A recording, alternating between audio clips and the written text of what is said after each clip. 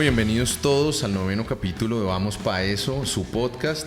Hoy vamos a tener un invitado magnífico, sin duda alguna, profesor, académico, pero tal vez uno de los expertos más calificados para podernos explicar tal vez una de las situaciones, o tal vez la situación más compleja al nivel bélico, al nivel geopolítico que está pasando hoy en el mundo. Él es nuestro querido Jesús Agreda Rudenko. Bienvenido.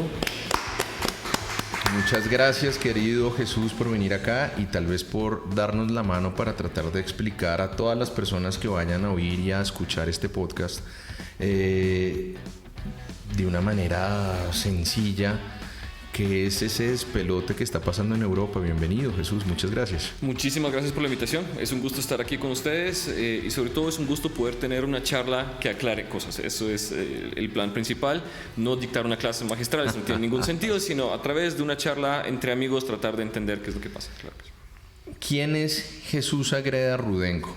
¿Cómo podemos explicarle a las personas, porque yo hice una investigación tuya, el conocimiento de causa que tú tienes de un conflicto que termina también afectando a tu propia familia también? ¿Quién eres tú y cómo nos puedes explicar este fenómeno y esta situación? Primero, por supuesto, digamos como introducción, mi segundo apellido es Rudenko. Y si ustedes son fanáticos del fútbol y se acuerdan de Shevchenko, claro, recordarán que los apellidos que terminan en Ko es porque nacieron en Ucrania. Y efectivamente es mi caso, solo que técnicamente nací en Unión Soviética todavía. Solo que por como se ve no soy completamente ucraniano. Yo nací de una familia mixta, mi papá es colombiano y mi mamá es ucraniana, y vivo en Colombia desde 1995. Sin embargo, desde entonces, digamos, siempre me ha interesado el tema internacional y sobre todo, digamos, siempre me ha interesado entender algo, y es cómo cuando en el colegio, escuela primaria, es decir, en la Unión Soviética, me decían que vivía en el país más importante y más grande del mundo, y de repente en los 90s ya no es el caso. Es decir, en los 90s es un país que apenas aparece en el mapa y eso. De hecho, mi cédula cuando llegué a Colombia ni siquiera decía Ucrania, decía Unión Soviética y después decía Rusia. Se saltaron Ucrania y todavía tengo que arreglar algunas cosas con la registraduría. Pero efectivamente ese tema me ha llamado muchísimo la atención y a eso es que me he dedicado. Es decir, básicamente mi carrera se dedicó a eso. Estudié Relaciones Internacionales, también en la Rosario, por supuesto. Después para graduarme, hice mi tesis de pregrado en Ucrania y la posibilidad de acercamiento de Ucrania a la Unión Europea. Y a partir ¿Eso más o menos en qué año fue, estimado? Eso fue 2006. 2006. Exacto. 2005-2006. Y a partir de ahí hice una maestría en análisis de problemas políticos, económicos e internacionales contemporáneos en una iniciativa conjunta de la Universidad Externado, del gobierno francés y el gobierno colombiano, que se llama el Alto Estudio para Desarrollo de América Latina o algo por el estilo, donde tomé clases en la Cancillería, por ejemplo, pero donde hice también mi tesis de maestría en la relación de la OTAN, es decir, básicamente la estructura de poder en el marco de Europa. Así que, digamos, mi carrera se ha dirigido en esa dirección. Y desde el 2006 mismo estoy trabajando como profesor de hora cátedra en la Rosario. Desde entonces he trabajado en otras instituciones, trabajo en otras instituciones. Incluso estoy en la Escuela Superior de Guerra, justamente tratando de ayudarles a algunos oficiales a entender la realidad, digamos, de Europa en particular. Pero eso es mi carrera y ese es mi interés, y por esa misma razón, digamos, he tratado de no solo comprender, sino conocer un poco más a profundidad qué es lo que está pasando y digamos, cuáles son las causas y posibles consecuencias de esto que estamos viendo. O sea, tu perfil terminó ajustándose, puede ser paradójicamente de una manera casi perfecta para poder explicar lo que está pasando ahorita. Sin duda, y fuera de eso hablo ruso, ¿no? Porque justamente estudié en la Unión Soviética, así que Jesús, yo quiero parar ahí en un momento, porque a mí sí me genera profunda curiosidad saber, o de pronto, los recuerdos que tú tenías de haber vivido en un país en la Unión Soviética. ¿En qué ciudad vivías tú? Viví en las dos ciudades, una más famosa, otra menos famosa. Nací en la ciudad de Vinnytsia, que ya fue bombardeada, y la otra es ciudad de Zaporozhye, que ustedes seguramente conocen un poco más. No sé si se acuerdan de el ataque a la planta nuclear, una de las más grandes en Europa, al lado de ciudad de Zaporozhye. Entonces básicamente viví en esas dos ciudades. Y los recuerdos, aunque por supuesto era niño y vine a Colombia, bueno, a los 10, tampoco tan niño, pero Pero los recuerdos que yo tengo son sobre todo de la gran debacle del modelo socialista en el marco de la Unión Soviética. Lo que yo viví, digamos, ya de manera más consciente, por supuesto está más cerca del 91, después del 91, y lo que se vivió fue el desmoronamiento de un sistema que al parecer no era sostenible, y que finalmente golpeó muchísimo a las personas, sobre todo de clase media y las personas trabajadoras. Porque el Estado era el proveedor de, digamos, de este bienestar, de servicios como salud, educación y demás, y de repente nada de eso existe. De repente las clases políticas que no estaban preparadas para asumir esa responsabilidad intentan transformar el sistema, y eso lleva a una crisis que es insostenible, y esa es la razón principal por la cual finalmente mi familia decidió salir. Alguna vez en medio de... Yo no soy un tipo que haya viajado mucho en mi vida, pero recuerdo mucho algo que me generó muchísima recordación, y es cuando estuve en Eslovaquia. Nosotros hicimos un viaje, yo estaba en Múnich, pasamos a República Checa y fuimos hasta Eslovaquia, el centro de Bratislava, pues muy lindo, muy bonito. Pero sí era, y cuentan mucho que eso también pasa en Berlín, donde se ven de pronto ya los dos matices en su momento de lo que fue un lado, una parte más enfocada hacia los dos modelos que trataban de pelearse la hegemonía, el capitalismo, el comunismo, bueno, no comunismo, socialismo más bien. Sí. Y entonces tú ves como una arquitectura muy particular del lado soviético, los letreros rojos, las plantas de energía nuclear. Muy interesante. Pero no solo eso, digamos, como consecuencia de eso no podemos olvidar la influencia rusa que sigue existiendo, porque también tuve la posibilidad de viajar, estuve en Ucrania ya en este siglo, pues siglo XXI, estuve en Rusia, y con mi hermano tuvimos la posibilidad de viajar de, digamos, la parte más oriental, la parte más occidental de Europa y de vuelta 2 veces. Y uno ve, digamos, el cambio de influencia y cómo, por ejemplo, el ruso en la parte oriental se vuelve un idioma a través del cual uno se puede comunicar, y que reemplaza al inglés, digamos, que viene mucho más visible en la parte occidental. Entonces es muy práctico, para mí fue muy práctico saber los dos, porque por un lado podía hablar ruso y me podía comunicar con las personas, aunque tenían cierto resentimiento todavía, pero pues no me reconocían como ruso, así que no era nada grave. Pero mientras más uno se adentraba hacia el Atlántico, uno sentía, digamos, ese cambio y cómo el ruso se diluía y el inglés empezaba a fluir. Claro. Y en todos esos países de Europa del Este que terminaban siendo como la frontera oriental de la URSS y bueno, unos cambios tremendamente espectaculares. ¿Cómo, digamos que yo creo que ya entrando un poquito más en materia, tú mencionabas que incluso, me imagino, tu registro civil salía a Unión Soviética, pero después del 90-91, que fue la independencia de Ucrania, ya terminaba siendo parte de otro país, siendo ucraniano, ¿cierto? Sí. ¿Cómo podrías explicar la relevancia que tuvo ese momento cuando se empieza a desmoronar la URSS y esa necesidad del pueblo ucraniano de pedir su independencia? ¿Cómo termina siendo esto determinante para poder explicar lo que está pasando hoy? Es una muy buena pregunta, y la verdad es que, digamos, aunque Ucrania tiene unas particularidades, sería bueno comenzar con la generalidad, y es que en general el modelo socialista, digamos, ya estaba cansado. No había logrado cumplir las promesas que se habían hecho, sobre todo en los 80s, es decir, Gorbachev no con tumbó... las perestroikas. Exacto, pero Gorbachev no tumbó el modelo. Gorbachev trató de corregirlo, pero cuando destapó de alguna forma la olla, se dio cuenta que la situación era tan grave que simplemente no era sostenible, aunque su voluntad era mantenerlo, pero no era sostenible. La misma gente había entendido que no era la opción más viable, y buscó un cambio. Algunos de manera más activa que otros. Efectivamente, en Asia Central, los TAN, la verdad es que los cogió por sorpresa, porque ellos no esperaban ningún cambio de esos, porque, digamos, estaban muy apegados a la economía rusa, al sistema político ruso y demás. Pero Ucrania sí, por una tradición histórica que tenemos que recordar, y es: Ucrania siempre, o al menos una parte de Ucrania siempre ha buscado autonomía y ha buscado cierto grado de independencia. En algunos casos eso se vio de manera un poco más fuerte que en otros. Pero solo para hacer un repaso muy rápido, digamos, antes de que Ucrania hiciera parte de la Unión Soviética, casi que la mitad de Ucrania hacía parte o de Polonia o del Ducado de Lituania, es decir, hacía parte del mundo occidental, e incluso hizo parte del Imperio Austrohúngaro. Entonces es evidente que el país estaba dividido en dos, una tradición claramente occidental, incluso con un idioma propio, y otra parte mucho más rusificada de alguna forma o poblada por personas rusoparlantes en la parte occidental. Entonces, digamos, la situación de Ucrania es bien peculiar porque es un país históricamente dividido en dos partes. Una parte occidental bajo una influencia mucho más directa de tradiciones o, digamos, imperios incluso occidentales como el Imperio Austrohúngaro, el Reino Polaco, el Gran Ducado Lituano. Y tenemos otra parte, la parte más oriental del país, históricamente más poblada por los rusos.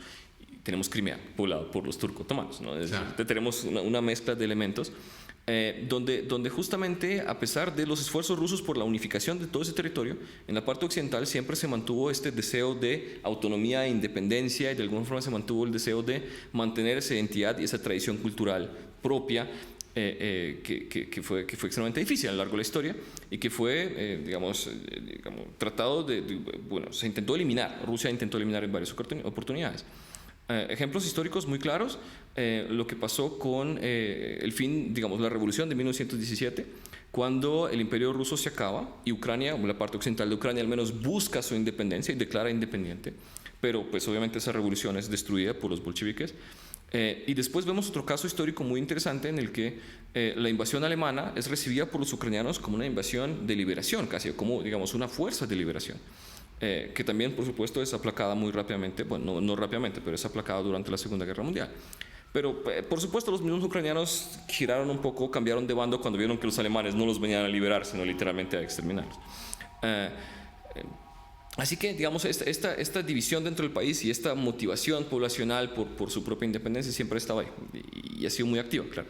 Y digamos que es muy interesante ver un fenómeno que es muy difícil de entender aquí en Latinoamérica, y es que en Europa, y si quieres entrémoslo en el ejemplo que tú decías, en Ucrania terminan existiendo pueblos que tienen un raigambre milenario, una relación milenaria con su territorio, como pueden ser, no sé, los pueblos eslavos, como lo eran los kosovares, los croatas, en todo el tema de los Balcanes, los serbios.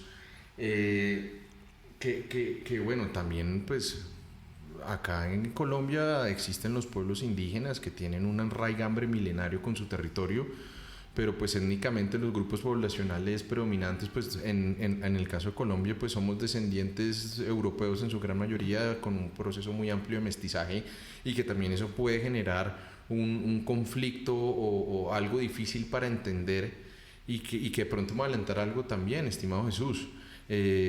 Esas diferencias que tú nos estabas explicando étnicamente, incluso dentro del pueblo ucraniano, son las que también se pueden reflejar, los que se reflejaron también en su momento, y me voy a anticipar un poquito, por ejemplo, desde el año 2008, en el 2014, cuando habían proeuropeos y prorrusos, ¿no? Sí. Sí, efectivamente, tiene toda razón. Digamos, esta iniciativa de proindependencia ucraniana muy activa se evidencia en 91, cuando se acabó la Unión Soviética. Los ucranianos son, junto con los rusos, los que firman la separación, son los que más, digamos, interés demuestran en lograr su independencia. Y eventualmente buscan no solo independencia, sino también su autonomía, que son dos cosas muy distintas, porque aunque Ucrania políticamente fue un estado nuevo en 1991, finales de 1991, los lazos políticos y económicos que lo ataban a Rusia eran irrompibles. Pensémoslo de esta forma, y es como si Colombia, compuesta por sus departamentos, de la noche a la mañana se independizara. Entonces, ¿qué tan autónoma puede ser Cundinamarca en relación con Antioquia o con relación con, digamos, los demás departamentos? Es decir, económicamente importamos todo, ¿no? Importamos todo, alimentos de Boyacá, importamos productos de Antioquia y demás. Lo mismo pasó con la Unión Soviética, y a eso me refiero con, digamos, la no existencia de una autonomía. Claro. Ucrania era un país independiente, pero su economía, incluso su seguridad y defensa, dependían de los demás miembros de la Unión Soviética. Y digamos, esa búsqueda de autonomía es lo que se evidencia en los años posteriores. 2004 es un punto muy fuerte, 2014 es la reconfirmación, digamos, de esa búsqueda, y lo que estamos viendo ahora es, de alguna forma, el precio que Rusia le cobra a Ucrania por esas pretensiones. Dios mío, muy importante. Pero digamos que paralelamente a ese proceso de desintegración de la Unión Soviética, ese tratar de resurgir de la Federación Rusa, de tratar de de entender que en algún momento se tuvo mucho poder y la única manera era hablar de estados federados dentro de esta unión, pero que salieron todos los TAN, ¿cierto? Sí, Kazajistán, claro. Pakistán, en fin. Y obviamente en la parte occidental, pues Lituania, Eslovaquia, Eslovenia, Ucrania. Y digamos que si uno, y ahí te digo una pregunta, ¿uno podría hablar de un ganador en la Guerra Fría? O sea, tú dices, uy, listo, se desintegró la URSS y entonces dejó de ser uno de los polos en un sistema económico y político y de pronto el capitalismo terminó ganando eso. Sí, claro. Es una muy buena pregunta y de nuevo depende de la posición con la que uno lo mire. Para nosotros, siendo el mundo occidental, aceptémoslo, fue la victoria, ¿no? Es decir, vimos cómo el capitalismo liberal se impuso como el mejor modelo, el modelo que se puede sostener en el tiempo. Pero desde la perspectiva rusa ese no es el caso. Es decir, Rusia de alguna forma se ve a sí mismo no como un derrotado, se ve a sí mismo como un país que logró una transformación de manera pacífica, poniendo atrás un modelo que no era exitoso, pero digamos adaptándose a una nueva realidad. Es decir, no es que haya sido un país derrotado, es un país que sufrió, digamos, una transformación, pero salió de alguna manera exitoso en la medida en la cual no terminó involucrado en un conflicto. Y digamos, eso de por sí es un logro. Es decir, separar un país en 15 sin una sola guerra es un logro histórico que hay que reconocer. Y en ese mismo sentido, esta nueva república, la Federación Rusa de 1991, curiosamente se ve entonces no como un contrincante de Occidente, sino un miembro más.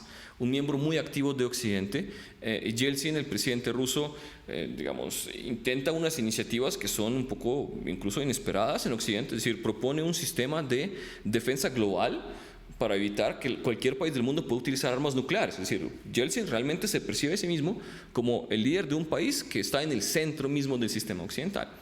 Solo que para que esa idea se refuerce tiene que ser, digamos, o tiene que recibir una retroalimentación del lado occidental.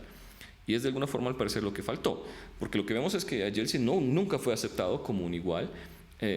Nuestra posición es que eso es un país derrotado y como tal no puede tener muchas exigencias. No podía llegar a poner condiciones. Exactamente. Y eso es lo que hizo que de alguna forma en la mentalidad rusa la relación con Occidente no se haya podido perfeccionar. Yo me voy a tomar un atrevimiento gigantesco, estimado Jesús, pero es que lo que tú me dices de esa visión, el hecho o el fracaso de ver a Rusia como un país supuestamente derrotado, a mí me hace pensar en algo muy parecido a lo que pasó con el Tratado de Versalles. Porque, bueno, independientemente de que sean situaciones muy distintas, pero la negativa a Yeltsin y el sometimiento a unas condiciones a los alemanes que prácticamente eran insostenibles en Versalles, no pudo haber sido incluso el mismo germen de lo que pasó en la Segunda Guerra y no pudo haber sido el mismo germen de lo que está pasando hoy, porque uno ve de pronto a un Putin y lo veo, o al menos como yo lo veo desde mi absoluta ignorancia como abogado, como un nostálgico del Imperio Ruso, un nostálgico del poder de la URSS con todo lo que está haciendo. La verdad es que no está del todo lejos de la verdad, porque incluso Yeltsin, a partir de 1996, Yeltsin duró del 91 al 99. En la primera mitad se posicionó como este gran aliado occidente, pero en la segunda mitad, al verse rechazado, cambió su posición.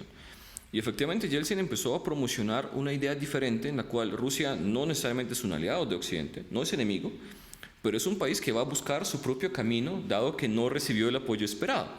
Entonces, digamos, lo que pasó con los alemanes después de la Primera Guerra Mundial sobre todo, pues fue una serie de sanciones y castigos y demás. En el caso ruso no es tanto sanciones y castigos, sino cuanto tal vez no reconocimiento, es decir, no aceptación como un igual.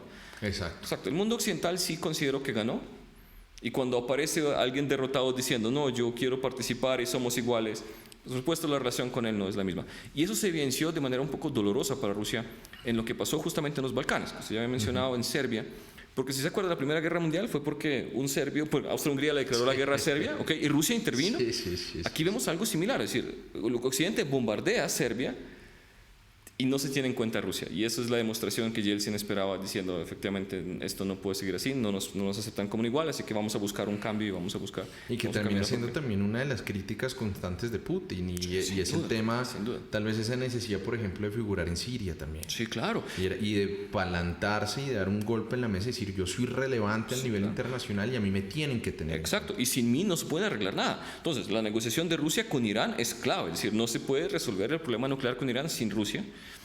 Incluso el tema de Corea del Norte tampoco se puede resolver con Rusia. Y efectivamente Rusia se posiciona como un actor que no sigue de alguna forma los dictámenes de Occidente, sino dice, miren, nosotros tenemos una posición diferente, nosotros tenemos intereses y vamos a defender esos intereses. Assad es nuestro amigo, lo vamos a defender, no vamos a permitir que lo tumben, punto. Y eso ahí sí ayuda a posicionar a Rusia como un actor relevante dentro del sistema. Sí, claro, sin duda alguna.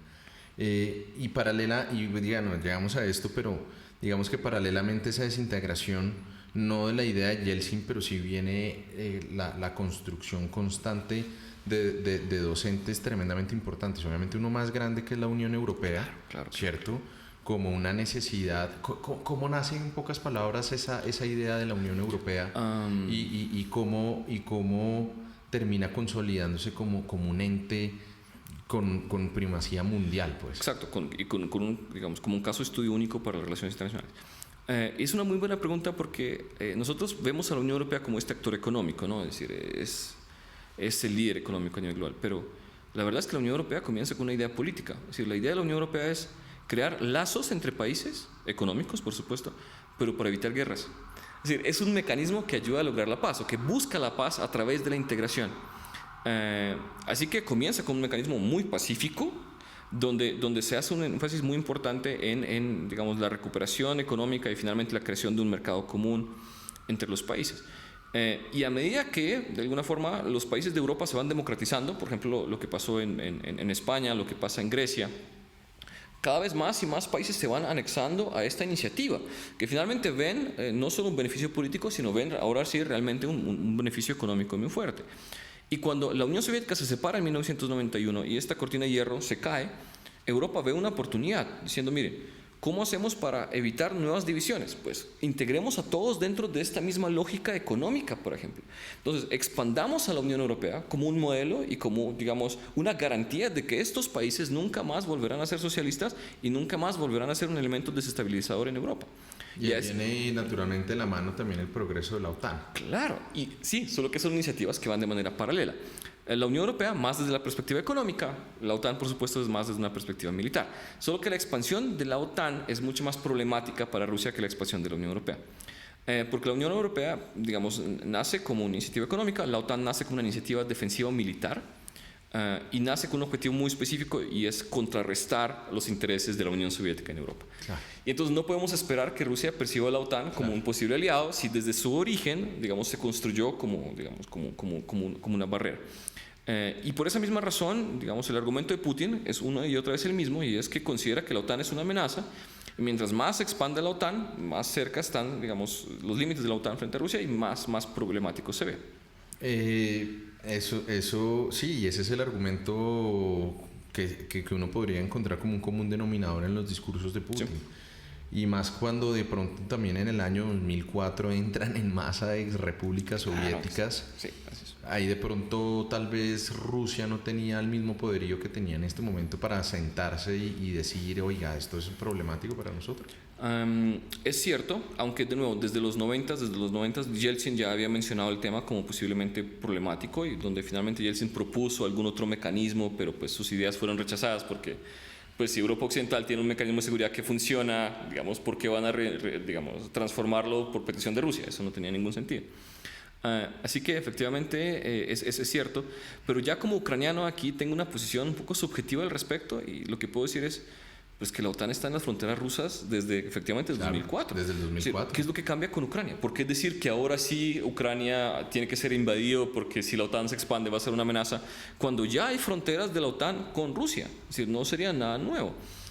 Obviamente, digamos, es mucho más complejo que eso, pero el argumento inicial es, esperen, la OTAN ya está en las fronteras rusas hace mucho tiempo y Rusia no había invadido a nadie para evitarlo, así que, bueno. Muy, muy, muy particular. Yo creo que ya que mencionaste a Putin, ¿tú cómo podrías caracterizar, cómo podrías definir quién es Vladimir Putin? Vladimir Putin es una figura política muy interesante que surge de la sombra de Yeltsin, pero que curiosamente, aunque es su sucesor, plantea su figura política de manera completamente contraria a la que Yeltsin planteó.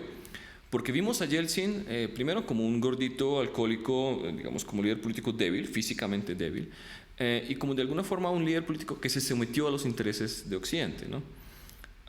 Putin se posiciona de manera completamente diferente. Es joven, no toma, es mucho más activo. Ex KGB y por ende mucho más, digamos, reacio a aceptar las exigencias de Occidente. Y eso es lo que genera un enorme apoyo popular dentro de Putin. Y por otro lado, Putin de alguna forma promete un plan para el país que Yeltsin no tenía. Y es, miren, Rusia merece ser de nuevo un actor internacional importante, Rusia merece ser una potencia y Rusia merece ser un país respetado dentro del mundo. Así que vamos a recuperarnos económicamente, vamos a recuperarnos militarmente, vamos a consolidar de nuevo el poder político en la figura del presidente, vamos a debilitar a estos oligarcas que se habían tomado el país y que se lo habían privatizado. Y vamos a volver a reconstruir a esta gran Rusia. Y eso, digamos, ese discurso es lo que la gente quería oír, es lo que la gente necesitaba, y eso llevó a votar por él. Pero fuera de eso, Putin tuvo, digamos, un golpe de suerte, y es que el precio de los commodities subió muchísimo. Así es. Y eso, de alguna forma, le dio sustento a sus palabras. Es decir, él prometía un cambio, y económicamente lo podía sustentar, y eso, por supuesto, le generó un gran apoyo. No, sin duda alguna. Y aprovechando que estamos caracterizando, yo también, para no tocarlo más adelante, ¿cómo caracterizarías tú una persona como Zelensky? Es otro tipo de personaje completamente diferente, ¿no? Porque a él, digamos, me acuerdo mucho que cuando él llega al poder le dicen, y los titulares no era un nuevo presidente, sino el comediante presidente. Exacto. Una persona que no tiene experiencia, que se había cargado de su vida a hacer reír, y hace unas semanas está en la portada de la revista Time. Exacto. Y no solo eso, lo que pasa es que él era comediante y su principal papel de comediante era de presidente. Es decir, era el comediante que hacía de presidente que se volvió presidente en la vida real, pero efectivamente sin experiencia política. Es decir, digamos, se dudaba mucho de su capacidad, pero la verdad es que su llegada al poder se debe a una tendencia global que estamos viendo, y es, digamos, vemos a la población, el votante un poco cansado, ¿no? Del establishment tradicional, de estructuras políticas tradicionales. Lo que pasó con Trump, el fenómeno que tiene el viejito Rodolfo. Claro, y es natural. Lo que vimos en Chile, digamos, lo que estamos viendo en Perú, digamos, es una tendencia global. Me parece que en Ucrania pasó algo similar.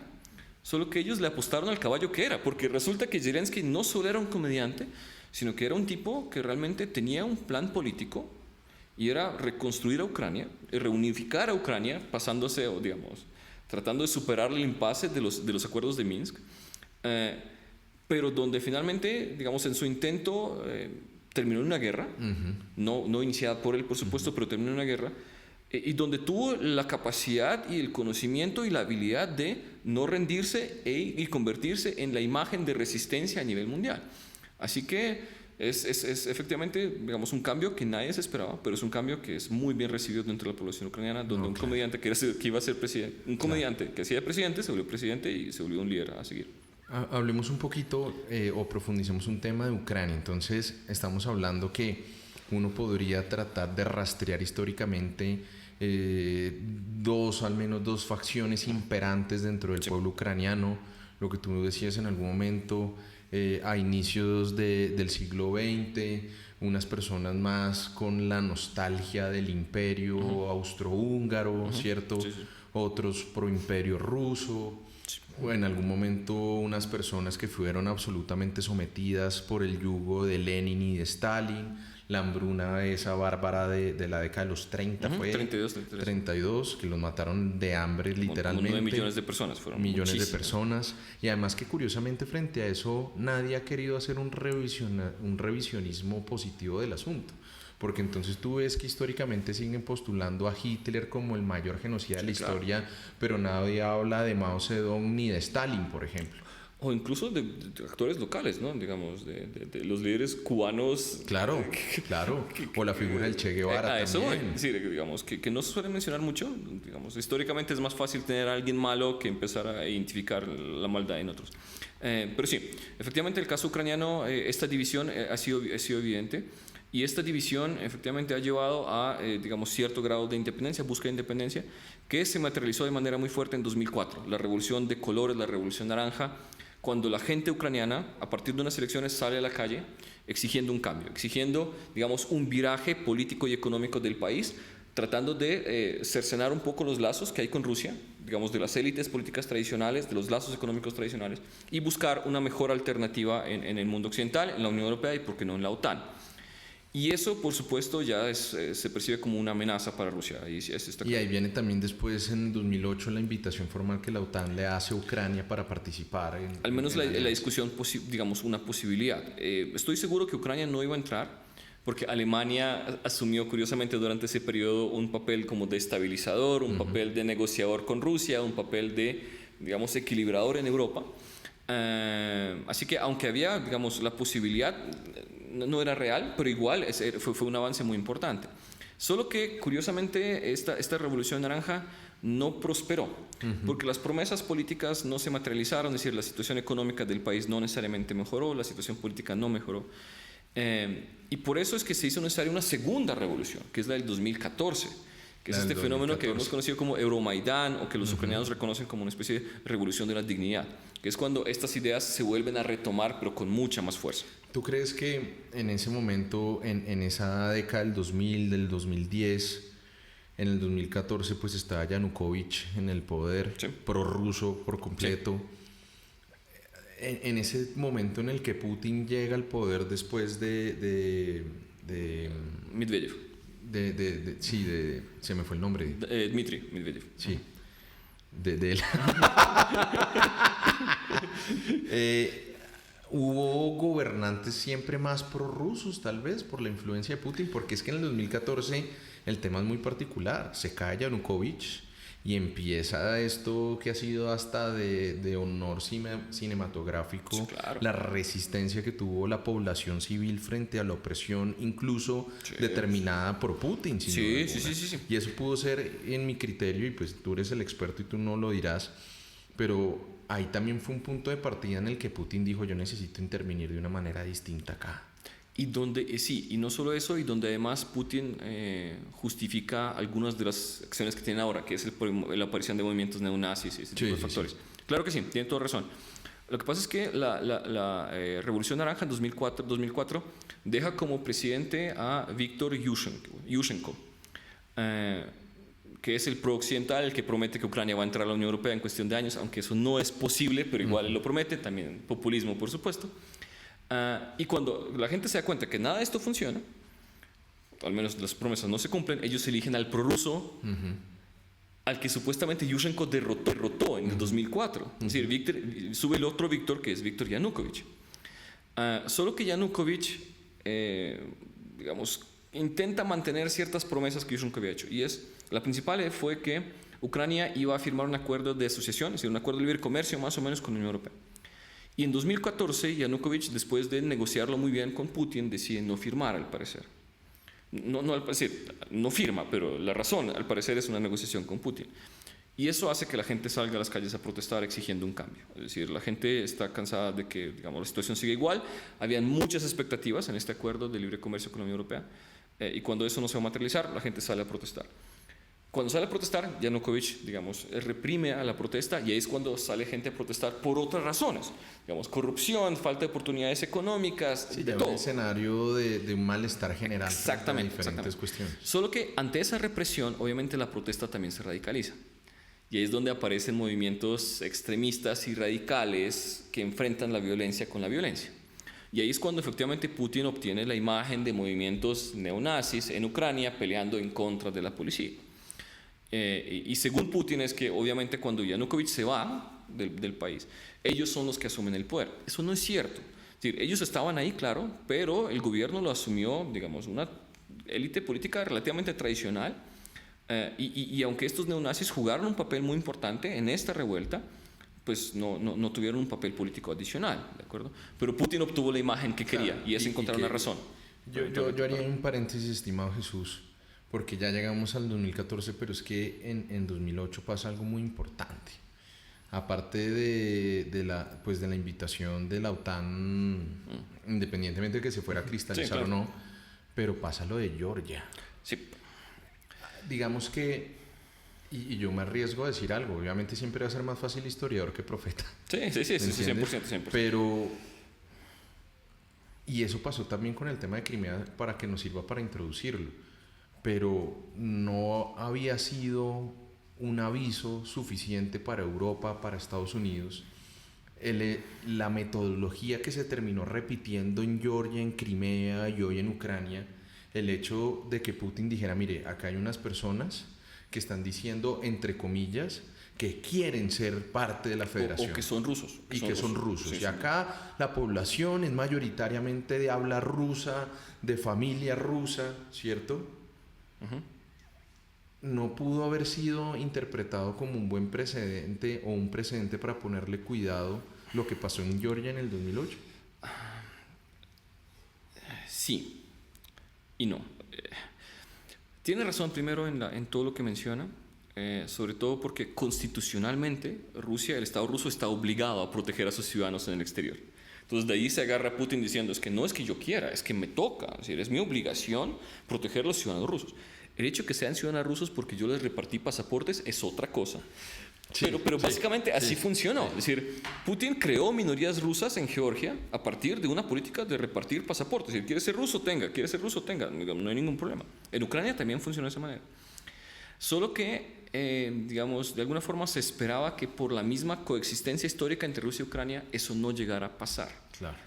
Porque mientras que los rusos podrían verse algo diferentes a los georgianos, los rusos no podían verse diferentes a los ucranianos. Es decir, es algo que se construyó durante el periodo soviético. Es decir, se rusificó de alguna forma Ucrania, se intentó rusificar, pero se intentó crear una sola sociedad. Y entonces, de nuevo, yo sé que todos los rusos tienen a un amigo o un conocido ucraniano. Es decir, es algo que digamos, hacía muy difícil prever que esto fuera a pasar. Finalmente pasó. Ahora, lo que usted menciona de las estrategias es la misma en Georgia, la misma que pasó en Siria, aunque el argumento es diferente, y es lo mismo que se pasó en Crimea. Tiene toda razón. Es decir, deberíamos haber estado dispuestos a prever que eso puede pasar, pero... Y llega entonces 2014, estimado Jesús, y de un lado entonces sale Yanukovych, pasa toda esta revolución, sí. Llega lo que tú nos dices, un nuevo gobierno de las élites... Más o menos tradicional, sí. Pero ahí pasan dos cosas tremendamente importantes que hay que abordarlas para poder entender el asunto. Una cosa es lo que empieza a pasar en el Donbass, ¿cierto? Y otra cosa es Crimea. Sí, así es. ¿Listo? Si quieres salgamos primero de Crimea porque creo que el Donbass nos va a permitir llegar a lo que pasa hoy. Actual, sí. Putin, Crimea se la entregan en el 54 sí. Los soviéticos a Ucrania, siendo obviamente una figura parecida a lo que pasaba con Yugoslavia. Usted tiene un territorio, aunque Yugoslavia sí tenía un gobierno propio, que era el mariscaltito. Sí. Pero le entregan administrativamente pasa a ser parte a Ucrania, se independizan, entonces Crimea queda aquí, pero había quedado la idea de que Sebastopol, que es el puerto que es sobre el Mar Negro, habían tropas rusas, claro. Y al parecer lo que hizo Putin fue empezar a mandar tropas allá, y entonces ahí salen los reclamos de que Crimea siempre había sido rusa y demás, todo este asunto. ¿Cómo explicas tú ese fenómeno? ¿Qué fue lo que terminó pasando en Crimea? Primero, digamos, analicémoslo desde el punto de vista poblacional y como ya lo dijimos al principio, Crimea ni siquiera estaba poblada por ucranianos, Crimea estaba poblada por tártaros, que son población más población turco-otomana. Solo que Stalin implementó en Crimea una política que solía implementar con aquellos que consideraban traidores, y es sacarlos a todos a Siberia. Entonces, durante la Segunda Guerra Mundial, Stalin vio que, en su opinión, que los tártaros estaban apoyando a los nazis. Entonces, como sanción, obviamente, todos los tártaros. A los gulags. Literalmente, es decir, a todos. Entonces, que ahí sí, digamos, quedó con un espacio vacío que decidió poblar. Entonces, básicamente llevó rusos a Crimea. Y por esa misma razón, Crimea mayoritariamente es poblada por rusos. Es decir, eso no es cuestionable. Solo que cuando llegó Nikita Khrushchev al poder, que era ucraniano, curiosamente, él decidió reorganizar un poco a Ucrania, darle cierto grado de autonomía y decidió reunificar de alguna forma Crimea con Ucrania. Sin embargo, la importancia de Crimea es netamente geopolítica y es la salida al Mar Negro. Lo que pasa es que no podemos olvidar que Rusia tiene algunas salidas hacia Europa por mar, pero el problema es que la parte norte se congela. Entonces, si Rusia quiere tener una salida constante al Mar Negro, al Mar Mediterráneo, tiene que hacerlo por el Mar Negro. Entonces, Sebastopol se volvió la base central de la flota sur de la Unión Soviética. En su momento fue, digamos, una de las bases militares más importantes para la Unión Soviética como tal. Así que cuando Ucrania se independiza, pues obviamente Rusia no puede dejar de lado esa base y hay unos acuerdos para que Ucrania lo siga arrendando, se reparten la flota. Y cuando Rusia percibe de alguna forma que existe un verdadero riesgo de perder, digamos, el control sobre esa base, toma la decisión de apropiársela, digamos, a través de otros medios, porque, de nuevo, es un punto estratégico esencial para Rusia y su salida al Mar Negro. Tremendamente importante eso, porque y entonces paralelamente ya hablando y para seguir con esta espectacular introducción, en el 2014 entonces empieza a generarse la narrativa de que el Donbass, ¿qué es el Donbass? El Donbass es la parte más oriental de Ucrania, es una parte industrialmente muy importante, pero que históricamente ha sido poblada por población rusa y por ende población rusoparlante o rusodescendiente. Entonces, incluso a partir de 1991, con la independencia de Ucrania, siempre habían algunos roces. Y eso se puede evidenciar muy bien en las elecciones, donde la parte occidental, el Donbass, votaba, por ejemplo, por personajes como Yanukovych, mientras que la parte occidental votaba por presidentes como Yushchenko. Y esa división se puede ver perfectamente clara. Entonces, por supuesto, Putin aprovechó, digamos, ese discurso y esa situación en la cual vio una población mayoritariamente poblada por rusos y desarrolló una narrativa extremadamente peligrosa, porque como en 2014 se empezaron a ver movimientos radicales y demás, lo que Putin empezó a promover en esta población es la idea de que desde Kiev iban a mandar a esos radicales a matarlos y básicamente a quitarle todos sus bienes. Y el gran problema es que de alguna forma algo así pasó, porque como no había un gobierno en Kiev en 2014 con toda esta revolución, pues estas regiones decidieron declarar cierto grado de independencia. Pero el problema es que como no hay gobierno, no hay un ejército organizado, entonces los únicos que están dispuestos a ir a pelear para recuperar militarmente esos territorios son algunos de esos nacionalistas. Claro. Y entonces de alguna forma la profecía de Putin se realiza. Es decir, él dice, miren, les van a mandar a unos radicales desde Kiev a matarlos, y de repente aparecen unos radicales desde Kiev. Pues la respuesta es, esperen, no podemos entregar nada, tenemos que radicalizarnos también y tenemos que defender nuestro territorio con todo lo que tengamos. Y entonces, paralelamente con la separación de Crimea, que es una operación, digamos, rusa exitosa, donde sin un disparo, básicamente Rusia se apropió Crimea, lo de Donbass se vuelve un conflicto mucho más grave, donde efectivamente hay una guerra básicamente abierta entre el gobierno de Kiev y eventualmente los separatistas de Donbass. Solo que, digamos, la presencia de estos radicales nacionalistas ucranianos se va diluyendo con el tiempo mientras se consolida el gobierno en Kiev. Y una vez para el 2015, cuando Poroshenko ya es presidente de Ucrania, pues lo que hace es tratar de sacar a todos sus radicales del ejército, porque obviamente no es normal. Y para la segunda parte del 2015, principios del 2016, ya el ejército ucraniano se vuelve mucho más profesional, de nuevo, sin la presencia de esos grupos radicales o nacionalistas que ya obviamente no necesitan. Y ahí naturalmente es donde se trata de una manera errática de consolidar los acuerdos de Minsk, ¿no? Claro, porque obviamente, digamos, lo que se evidencia es que no hay una solución. Sí, Rusia dice que no participa, pero es más que evidente que Rusia está enviando hombres y armas a la región. A las milicias separatistas. Exacto. Lo que significa que Ucrania no va a poder ganar, porque Ucrania tiene que ganarle, no solo a las milicias, si fuera solo a las milicias era posible, pero tiene que ganarle a Rusia, básicamente, y eso no es posible. Entonces se busca alguna negociación con participación de Estados europeos, Alemania, Francia, por supuesto, pero donde finalmente no hay una solución a la vista, porque Ucrania y Rusia tienen perspectivas muy diferentes sobre qué es lo que buscan de ese acuerdo. Es decir, de alguna forma Ucrania buscaba recuperar su territorio, Rusia buscaba garantizar la autonomía de esas regiones, sino la autonomía, digamos, no independencia, pero sí una autonomía política y, digamos, una estructura federal para Ucrania. Es algo que Ucrania no quería. Entonces, si tenemos estas dos posiciones tan radicales, pues la posibilidad de que lleguen a un acuerdo es minúscula, y por eso es que los acuerdos de Minsk nunca pudieron materializarse realmente. Pero ¿tú crees que sí iban bien encaminados? ¿Putin sí pensaba realmente? Porque yo creo que de pronto se ven como dos perspectivas totalmente distintas de los acuerdos de Minsk. Los ucranianos de pronto pensaban que era su oportunidad para unificarse como Estado, y realmente de pronto Putin tenía la posibilidad más bien de lo que tú decías, de implementar o tratar de aplicar una visión de lo que él cree que debería ser Ucrania. 100%. Y de hecho, digamos, en la última parte de los acuerdos de Minsk, segundos acuerdos de Minsk, digamos, el gran problema era que Ucrania, para avanzar la negociación, exigía recuperar el control territorial, digamos, recuperar la frontera. Claro. Lo que Rusia y los rebeldes pedían es primero una reforma constitucional en Ucrania para que sea federal y después le iban a devolver la frontera a Rusia. Entonces, ese choque de interpretaciones finalmente hizo que no sea Y posible. entonces pasa 2014, van los acuerdos de Minsk, no terminan consolidándose, y creo que pues ya la puntilla, si llegase a tener algo de vida los acuerdos de Minsk, pues ya fue la invasión que pasó este año. Y aquí, yo creo que dentro de la complejidad que puede tener esto, ¿tú cuál crees que termina siendo la razón por la que Putin toma esta decisión? Porque empiezan con una narrativa, no, estamos tratando de consolidar tropas en la frontera, ¿cierto? Sí. Estamos haciendo ejercicios militares, no, son unos temas rutinarios, y entonces empieza el escalamiento, entonces la OTAN empieza a acumular tropas en sus países miembros, que lo que tú dices, igual son fronteras con Rusia. Claro, sí, ¿cierto? 100%.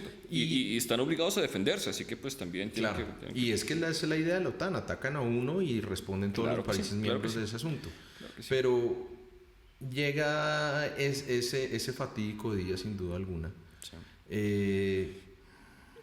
¿Qué pensaste tú en ese momento en el que viste esa noticia? ¿Tú tenías alguna esperanza de que esto no se escalara? 100%. Digamos, de nuevo, yo esperaba personalmente que no pasara, y no creo que soy el único. De nuevo, en Ucrania, aunque había cierta precaución, obviamente, pero nadie esperaba este tipo de invasión. Los alemanes estaban más que, digamos... Aunque el papel de Scholz es bastante cuestionable, ¿no? Sí, aunque han cambiado, digamos, ha estado evolucionando, pero Alemania no estaba esperando que, y creo que más de un diplomático alemán ha dicho públicamente que no estaban, digamos, esperando que esto pasara. Lo que pasa es que me parece que Putin juega en varios frentes, eso está claro. Primero, hay un discurso político interno bueno, hay un público interno al que tiene que dirigirse. Y recordemos esto, y es que, de nuevo, ahora el apoyo de Putin son nacionalistas rusos, ¿cierto? Que quieren ver a un líder fuerte que genera resultados. ¿Qué mejor generación de resultados que decir estamos defendiendo a nuestros nacionales en otro país, incluso a la fuerza? Digamos, eso puede ser... ese es el mismo discurso que ahorita como particularizamos. Entonces, hay un país que tiene población rusa, que esa población rusa, como pasó ahorita, puede estar sometida a un genocidio. Exacto. Que los parlamentos locales nos están diciendo, como lo que pasó con Lugansk. Que nos ayuda, exacto, que nos ayuda. Hay declaraciones de los parlamentos de estas ciudades, de estas regiones, diciéndoles necesitamos ayuda porque nos van a erradicar. Y que entonces la Federación Rusa toma la decisión de reconocerlos como miembros de la Federación y vamos a entrar a protegerlos. Exacto, y no solo protegerlos, vamos a neutralizar cualquier amenaza que pueda existir sobre ellos, sobre Rusia como Estado. Tienen toda la razón. Solo que, digamos, hay un factor externo, y es que Zelensky, viendo cómo los acuerdos de Minsk no se pueden lograr, también empezó a buscar un acercamiento mucho más activo hacia sus aliados occidentales, o entonces hacia la Unión Europea, otra vez hacia la OTAN, otra vez hacia Estados Unidos. Y es cuando Rusia de nuevo se da cuenta que digamos, la posibilidad de mantener una influencia sobre Ucrania se está perdiendo muy rápidamente. ¿Y tú crees que ya se perdió hoy? 100%. ¿Por qué? Porque si había algo de cercanía entre la población ucraniana y rusa por los periodos, por la época que se vivió durante la Guerra Fría, no la Guerra Fría, durante la Unión Soviética, eso ya no existe. Es decir, ahora la población la población ucraniana se está radicalizando completamente en contra de los rusos y viendo lo que está pasando en Bucha, viendo lo que está pasando en Izium, Gerson y demás. Es decir, es imposible que esta reunificación exista. Es decir, Putin incluso puede ganar una guerra militarmente, pero perdió al pueblo ucraniano. Eso ya está claro. Es decir, no existe una posibilidad de esta cercanía y amistad histórica que Putin estaba tratando de recalcar. Eso ya no existe. Esa idea a mí me genera bastante particularidad, bastante extrañeza, pues que naturalmente Putin acusara y de generalizar obviamente que era un gobierno nazi. ¿Existía alguna posibilidad de que Zelensky fuera nazi. No existía. ¿Y su gobierno y sus ideas? No existía ninguno. Lo que pasa es que Putin manipuló la información, otra vez lo que pasó en 2014 y la presencia de esos grupos en la protesta, se evidenció, pero por otro lado Putin empezó a materializar otra cosa, y es algunos políticos con ideas nacionalistas ucranianos sí existían, y obviamente como existen en toda Europa. Exactamente, además. Y que están en crecimiento. Polonia, Orbán en Hungría, Marine Le Pen en Francia, muy activo, claro que Vox sí. En España, Sí, que incluso que es un fenómeno global, es un fenómeno... O incluso en Rusia, es decir, también Rusia están. Pues de hecho él es nacionalista, sin duda. Él trata de exacerbar esa identidad de la iglesia ortodoxa. Que es algo que inesperado, pero sí. Sí, de acuerdo, ¿no? Sí, es rarísimo, y sobre todo no sé si, digamos, llegamos a un punto en el que el patriarca ruso justificaba la intervención militar de Rusia en Ucrania hablando de unas brujas y hablando de la comunidad LGBTI que pervertía, o sea, unas cosas, bueno, algo que uno no se esperaba realmente. Sí, completamente. Pero pasa. Pero y entonces llega a ese momento, a ese día fatídico en el que pues terminó siendo la ejecución seguramente un plan que Putin podría haber tenido planteado hace mucho tiempo, porque una decisión, salvo el que el man sea un imbécil, no la toma teniendo los costos que ha tenido para Rusia, porque si quieres ahorita hablamos de eso. Pero ¿cómo viviste tú ese día y esa idea que termina teniendo Putin, muy nazi, de hecho, de que yo lo adopto al Blitzkrieg, que él creía que iba a Ucrania a caer como cayó Georgia, ¿cierto?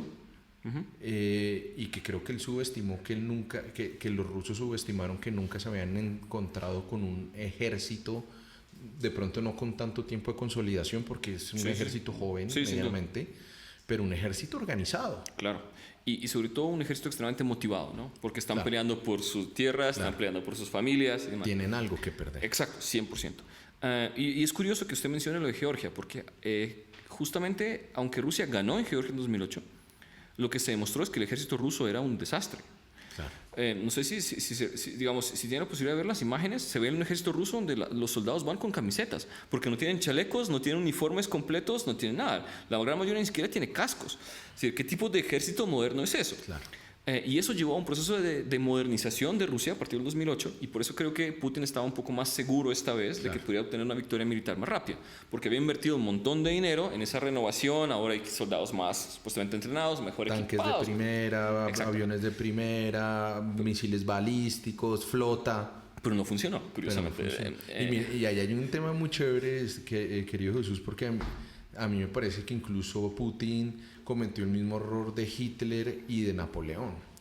Y es que subestimaron el momento del año en el que estaban realizando eso. Entonces uno empezaba a ver que las caravanas militares rusas se estancaban en el lodo, ¿cierto? Sí, es cierto, no avanzaban, tenían problemas con las líneas de suministros, ¿cierto? Sí, y eso demuestra de nuevo la falta de experiencia del ejército ruso, porque la intervención militar en Siria incluso la realizaron más mercenarios rusos como Grupo Wagner, por ejemplo, que el ejército ruso como tal. Entonces, digamos, el desarrollo de toda esta logística de llevar suministros y municiones al frente durante cientos de kilómetros es algo que Rusia no había podido materializar, digamos, desde la Segunda Guerra Mundial. Así es. Y eso evidencia, digamos, lo que estamos viendo es la evidencia de esa debilidad. Y que curiosamente también cuando el Ejército Rojo empezó a pelear era un ejército de amateurs prácticamente también, y a punta de muertos. Sí. De muchos muertos. De millones de muertos, les tocó profesionalizarse. Sí, exacto. Sí, tiene toda razón. Solo que además hay un problema adicional, es que Ucrania sí se estaba profesionalizando de manera mucho más activa a partir del 2014. Porque en 2014 literalmente... Por la necesidad de los separatistas. Sí. Los cogieron, con lo de Crimea los cogieron con los pantalones abajo. Es decir, el ejército ucraniano no estaba listo para algo así. Y entonces dijeron, esto no puede volver a pasar. Y empezaron a prepararse, y lo que estamos viendo ahora es el resultado de esos años de preparación y apoyo tanto de la OTAN como de Estados Unidos, digamos, desde el punto de vista militar y técnico. Pero sí, digamos, el ejército ruso es algo que vale la pena analizar, porque no era tan Goliat. Exactamente, y es algo que me parece que la guerra ayuda a desmitificar muchas cosas, porque pensamos que Putin era este gran, digamos, estadista calculador que juega 10 jugadas antes que cualquiera, pero no es la que estamos viendo aquí. Es decir, si él pensaba que iba a ganar en cuestión de semanas, ya lleva 3 meses. ¿Cuál era la cálculo? ¿Una semana? Él dijo 3 días. Sí, algo así. Era algo completamente irreal, parece. Lo otro es que pensábamos que el ejército ruso era como el segundo ejército el más fuerte. Preparado, estructurado. Estamos viendo un ejército que no ha podido. Y que curiosamente hoy los ucranianos han tenido avances. Han recuperado. Han recuperado más la frontera con Bielorrusia, el norte. La parte más nororiental del país, sí. Pero por otro lado, a un costo muy grande, y es algo que sí Putin quería con esta invasión, y es la conexión de Crimea con Rusia, de alguna forma. Es decir, la franja del mar norte de Azov. Exactamente. Y por eso Mariupol era fundamental. Exactamente. Y por eso seguramente... Ojalá empecemos a vivir la verdadera historia de la serie de Azovstal, ¿se dice? Azovstal. Azovstal, que creo que fue una lucha épica de lo que duraron. Ahorita fueron capturados como 800 soldados ucranianos. Ya se habla de más de 1700. 1700. Pero por otro lado, digamos, es una victoria. Corredor necesario. Exactamente. Pero hay otro factor ahí, y es que el batallón de Azov, que es el que estaba peleando ahí, era uno de los batallones que Putin calificaba de nazis, porque eran nacionalistas. Entonces es una victoria, digamos, muy importante para Putin, no solo desde el punto de vista geográfico, sino también mostrarle a la gente, miren, aquí tenemos a los nazis que estábamos tratando de cazar, aquí están ahora en las cárceles. Porque él necesita también mantener, digamos que los medios occidentales muestran que en San Petersburgo, en Moscú, en diferentes ciudades importantes empezaban a haber protestas, obviamente aplacadas con martillo de acero. Pero también me imagino que él internamente necesita mantener esa narrativa que tú estás diciendo. Claro que sí, porque una cosa es lo que muestran los medios, pero él necesita pruebas. Es decir, él necesita mostrar, miren, no solo lo estoy diciendo, es que aquí lo estamos viendo. Así que eso es una victoria muy importante para su legitimidad y para la legitimidad de su para su cohesión interna. Claro que sí. Aunque ¿tú crees que Putin es un dictador? ¿Podríamos hablar de que en Rusia hay una democracia? Eso sí es algo cuestionable. De hecho, la última vez que salí en televisión, no sé si fue la razón, fue que dije que que Rusia no había democracia, pero creo que no en el sentido que nosotros lo vemos. Lo que pasa es que nosotros tenemos una interpretación muy occidental de democracia, donde consideramos que para ser democracia tiene que cumplir ciertas condiciones. Pero muy francesa, ¿no? Como muy Montesquieu, separación de poder, las ramas de poder público. Pero es que se nos olvida que la democracia, para que funcione, tiene que estar basada en una sociedad que tiene esos principios interiorizados. Entonces, Colombia tiene algunos problemas, ¿o no? Digamos, nuestra democracia tiene algunos problemas, porque nosotros... Ay, Dios mío. Porque nosotros implementamos un modelo de democracia de alguna forma perfecta, pero sobre una sociedad que no está diseñada para eso, de alguna forma, que no está preparada para eso. Entonces, Putin se denomina democracia a sí misma, pero también es una democracia soberana, es una democracia adaptada a las condiciones rusas. Y solo para hacer un repaso rápido, Rusia nunca ha sido democracia.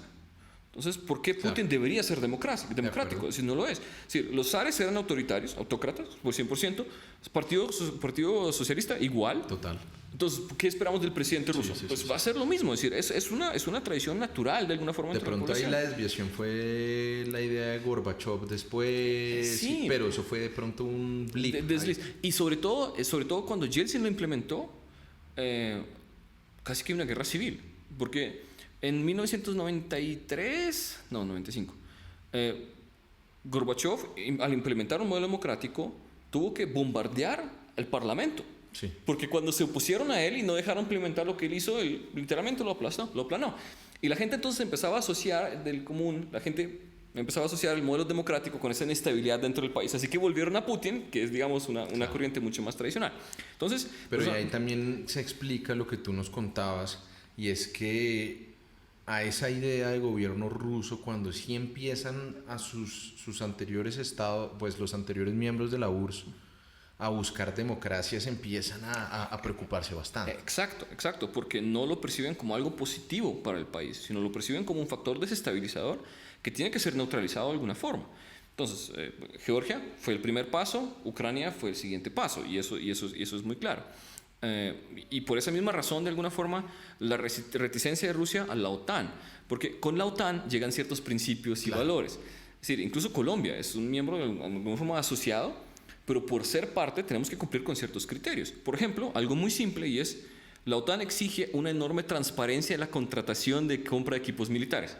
Entonces ya de entrada, digamos, hay que exigir reformas y eso va por un buen camino democrático de alguna forma. Y eso es lo que Putin evita, porque efectivamente no es una democracia. Y la presencia de esas democracias en la región se percibe como un problema. ¿Cómo podrías ver la evolución de este conflicto? Entonces entra un Putin prepotente, algo no sé si engañado, algo ensimismado, con una confianza extrema en una fuerza armada que él creyó que modernizó, pero que creo que sus planes y sus expectativas se frustraron por completo. Sin duda. Llega un momento en el que empiezan a existir, y ahí te hago otra pregunta, y ya volvemos como al desarrollo del conflicto. ¿Cómo ves y si consideras que son suficientes las sanciones que ha tomado Occidente para doblegar la economía rusa? Y el espíritu de alguna forma del presidente. Claro, totalmente. Y son preguntas muy interesantes a las cuales en muchos casos no tenemos una respuesta concreta porque estamos en el ámbito de la especulación. ¿Sí? Tenemos que tratar de entrar en la cabeza de Putin. Porque estamos en Occidente, además. Sí, claro. Entonces, digamos, sobre Putin tenemos dos alternativas. Uno, asumir que efectivamente el tipo se las creyó, es decir, el tipo creyó que Rusia ya era la superpotencia del mundo y que efectivamente había nazis en Ucrania. Entonces, cuando él entraba con sus tropas, el pueblo ucraniano lo iba a recibir como liberador, iban a tumbar a Zelensky, iban a tumbar a los nazis. Exacto. Que es una alternativa. Y existe la otra, según la cual él vive engañado por los asesores que tienen miedo de decir la verdad, como Hitler de alguna forma al final de la Segunda Guerra Mundial. Cualquiera de las dos posiciones es aterradora, porque entonces estamos ante un tipo que no sabe en últimas lo que está haciendo. Personalmente creo que él, digamos, es una mezcla de los dos. Es decir, él efectivamente creía en que la superioridad militar rusa le iba a ayudar a aplanar a Ucrania muy rápidamente. Pero por otro lado, él la verdad es que sí creía en sus asesores, que le habían dicho que efectivamente la modernización fue un éxito y que finalmente Ucrania era una democracia muy débil que iba a ser fácil de desplazar. Pero no funcionó. Ninguna de las dos parece ser la realidad. Y por otro lado, había una segunda parte, ¿cierto? No, ya digamos que había hecho ese paréntesis, pero entonces empieza Putin muy fuerte, pero el conflicto de una semana se ha vuelto de... Llevamos 3 meses. De 3 meses. 3, 4 meses casi. Y más aún con la progresividad de las sanciones, ¿cierto? Sí, pero también con un respaldo al inicio, o sea, a ver, es que Europa depende de Rusia en el tema del gas. Sí. Y era muy difícil. Orbán salía en estos días a decir, es que no nos pueden pedir a nosotros de un momento a otro una medida suicida para nuestra economía, es dejar de depender del gas y del petróleo ruso. Sí. ¿Cierto? Sí, 100%. ¿Cómo crees que se ha ido desarrollando como ese tema bélico necesariamente? Pero digamos, ¿sí han sido suficientes las medidas de Occidente en apoyo a Ucrania desde su interdisciplinariedad? Primero, lo que menciona de Orbán es muy interesante y creo que es otra carta en la que Putin se equivocó. Porque Putin creía que Occidente no iba a estar lo suficientemente unido como para imponer sanciones tan coherentes como las que terminaron imponiéndose. Él creía que tenía amigos en Alemania, en Hungría, en Polonia, que iban a vetar cualquier tipo de propuestas de esas. Olaf Scholz era amigo de Putin. Exactamente. Y no solo eso, Schröder, el canciller anterior a Merkel, es un amigo íntimo de Putin, el que estaba a cargo de la construcción del Nord Stream 2. Es decir, y es un político que era el líder de partido, digamos, de Merkel, es decir, que estaba anclado dentro de alguna forma de la política alemana. Es decir, Putin no se esperaba que esa posición cambiara tan drásticamente como terminó cambiando. Y por otro lado, lo de las sanciones es algo que tenemos que descubrir. Personalmente creo que sí, pero lo que pasa es que una de las razones por las cuales nos sorprende a los internacionalistas este conflicto es que pensábamos que como los estados ya son tan interdependientes entre sí, económicamente al menos, que esto no podría pasar. Claro. Sí, es como, qué sé yo, nosotros pensando en bombardear Venezuela cuando era nuestro principal socio comercial. Sí, eso no tendría sentido. Entonces no pensábamos que fuera a pasar, pero pasó. Pero lo que estamos viendo es hasta qué punto esa interdependencia puede ser utilizada realmente como un mecanismo de presión política. Y la verdad es que las sanciones que estamos viendo contra Rusia son brutales. Es decir, alguien había mencionado hace 2-3 meses la expresión de bomba nuclear económica. Y eso es cierto. Es decir, la economía rusa está completamente aislada del mundo en la mayoría de los aspectos.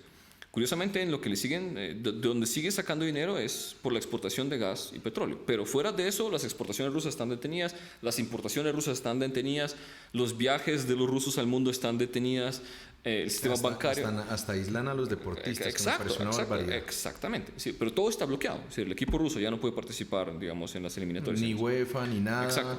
Ahorita en el Masters 1000 creo que fue Roma, no pudieron jugar los tenistas rusos. Ni bielorrusos, ¿no? Es decir, ni bielorrusos. Entonces, hay una serie de bloqueos muy fuertes, solo que esas sanciones necesitan tiempo para de alguna forma materializarse. Solo ejemplo simple, y es, por ejemplo, un misil necesita microchips, ¿cierto? Pero si ya nadie le puede exportar microchips a Rusia.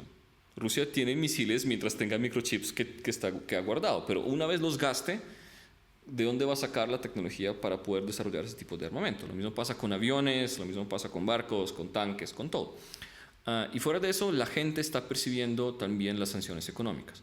Es decir, si la gente en Moscú estaba acostumbrada a comprar cosas de Francia, de Italia, pastas italianas, qué sé yo, quesos suizos, quesos franceses, vinos italianos y demás, no todos, pero pues tenían la posibilidad, y de repente van al almacén y todo está vacío, pues se dan cuenta que efectivamente hay algo. O que, por ejemplo, tu franquicia de tu tarjeta, que era Visa o Mastercard, ya no sirve o te desconectan los bancos del sistema SWIFT. Exacto, querías comprar una app para tu teléfono y de repente ya la vas a pagar y no te dejan porque ya no puedes pagarlo, literalmente. Ese tipo de sanciones la gente las está sintiendo y eso es, digamos, a lo que se le apuesta, ¿no? Y es que, de alguna forma, la situación del país económicamente esté tan grave que el presidente decida pensar en el bienestar de su pueblo y de alguna forma cambie de posición.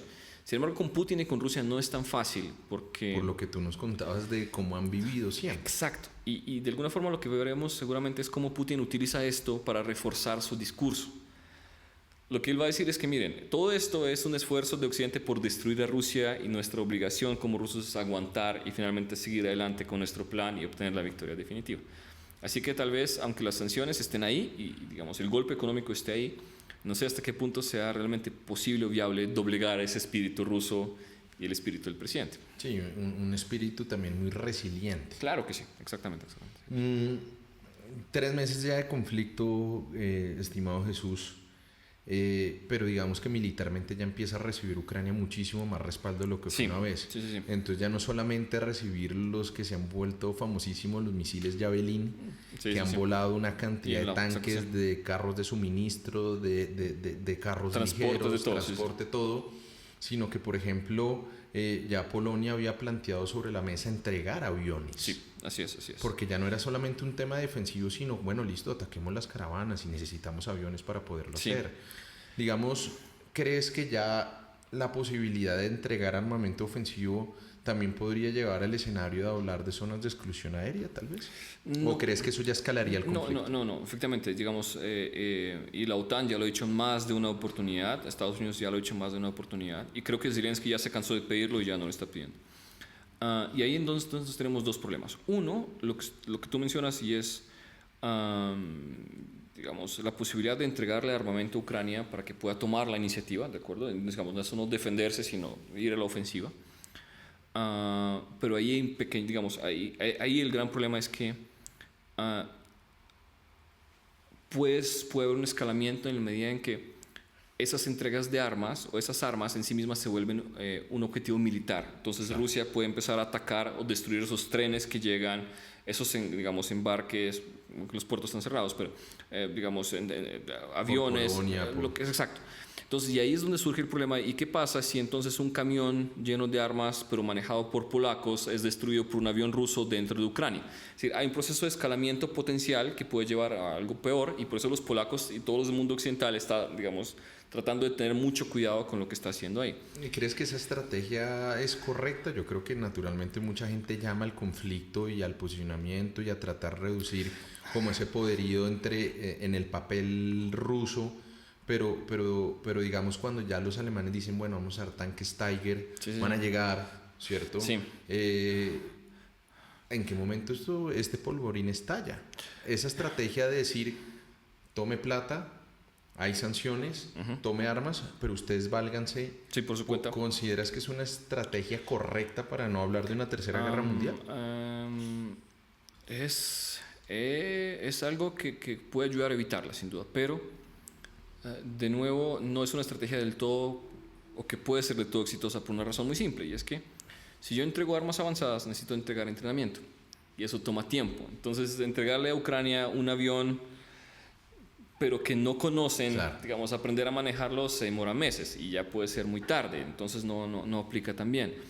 Entonces yo creo que, digamos, lo de entregar armas básicas ha sido la posición más común, es decir, sistemas antiaéreos, es decir, sistemas que no necesitan mucho entrenamiento, ha funcionado muy bien, entregar dinero funciona muy bien. Lo de las sanciones ya vemos que es cuestionable, pero lo de entregar armas más elaboradas nos pone en una situación, de nuevo, un poco más problemática, un poco más peligrosa.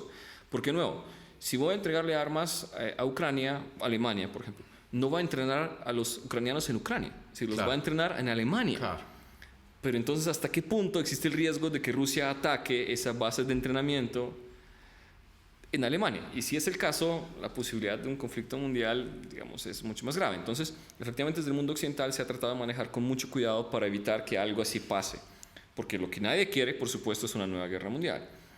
¿Y tú cómo la ves? ¿La ves posible? Los errores siempre se pueden cometer, ¿no? Es decir, ¿qué pasa si un misil ruso que va para Lvov, por ejemplo, que es una ciudad bastante occidental de Ucrania, termina en Polonia?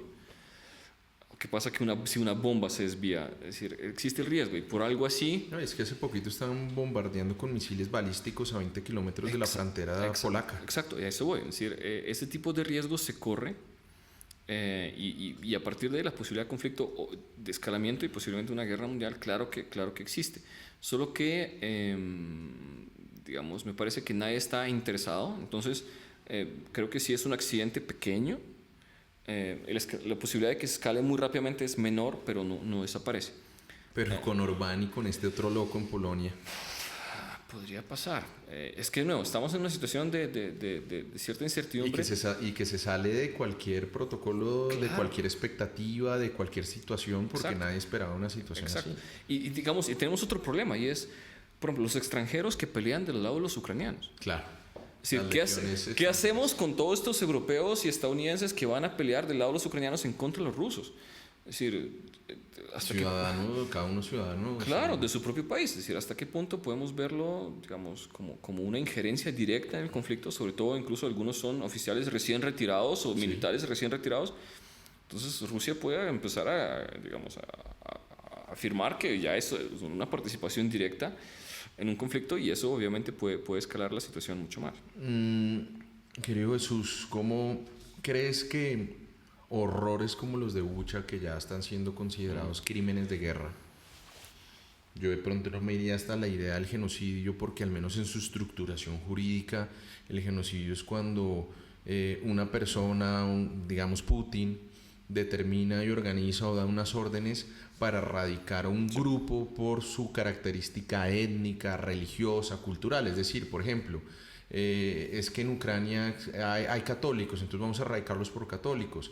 O como lo que pasó, por ejemplo, en el genocidio de Ruanda. Entonces están los Hutus, los Tutsis, y unos mataron a los otros hasta algo muy parecido. Bueno, digamos lo que pasó en los Balcanes. En pues, Bosnia, claro. Exacto. Digamos que yo no sé si tú qué opinas, que ahí puede haber un genocidio o no, pero sí es claro que hay unos crímenes de guerra abiertamente, ya con mucha documentación. Sí, hoy salía un artículo del New York Times con cámaras de seguridad en Bucha, mostrando, donde se veían a las personas con las manos atadas y donde las ejecutaron. Sí. Y donde empezaron a encontrar pues barbaridades que uno no veía hace mucho tiempo, de fosas comunes llenas de personas, con relatos, con testimonios, con todo este asunto. ¿Cuál podría, y tratando de anclarlo con la pregunta anterior, cuál podría llegar a ser el punto en el que Occidente dijera no toleramos más? Porque ya estamos hablando de unos crímenes de guerra abiertos, todo lo que pasó en Mariupol también, los bombardeos a hospitales, sí, claro, de unidades neonatales. ¿Tú qué crees que podría llegar a ser el punto que dijeran no podemos tolerar más esta situación desde esta estrategia más pasiva, diciéndole a Ucrania pelea usted su pelea y yo lo ayudo, pero no desde una actividad? No, solo paréntesis, y siendo ucraniano yo creo que ese punto tenía que haberse pasado hace mucho tiempo, pero digamos, no importa. En cuanto a genocidio, efectivamente hasta este punto vemos crímenes de guerra que podríamos más o menos tratar de identificar como aislados, es decir, un grupo de soldados enloqueció, un grupo de soldados le dieron la orden, pero a alguien específico de rango bajo, no desde arriba. Pero lo que me preocupa personalmente es que existen las condiciones para que efectivamente se pueda dar. Por lo que también mencionamos, y es que si uno de los objetivos de la invasión de Putin era tener el control de Ucrania, y donde es evidente que no es posible tener el control de Ucrania porque la población está en contra. Entonces, al parecer, la conclusión lógica es que la única forma de tener el control de ese territorio es si no hay población. Claro, lo que pasó en Crimea. Exacto, y ese es el problema. Entonces, digamos, otra vez, me parece que hay una argumentación o una línea argumentativa que podría llevar a afirmar que efectivamente es posible que haya genocidio de los ucranianos en Ucrania. Claro. Solo que tendríamos que demostrarlo. Tal como usted lo menciona jurídicamente, eso es un enredo, y sobre todo, eventualmente, para que la Corte Penal Internacional lo juzgue, tiene que tener a Putin ahí al frente, y eso es, digamos, eso no es pensable. Hoy no es imposible. Sí, exacto. Es un absoluto imposible. Entonces, personalmente creo que el riesgo existe, pero el problema grande es que no estamos ante una Ruanda, no estamos ante Serbia, sino estamos ante un Estado con armas nucleares. Exacto. Y ahí es donde el escenario es completamente diferente, donde nadie quiere arriesgarse a una guerra nuclear con Rusia. Y naturalmente, pues donde el Consejo de Seguridad tiene asiento permanente Rusia, tiene poder de veto. Claro. Y aquí hay algo muy chévere que quiero introducir. ¿Cómo es el papel de China en esto?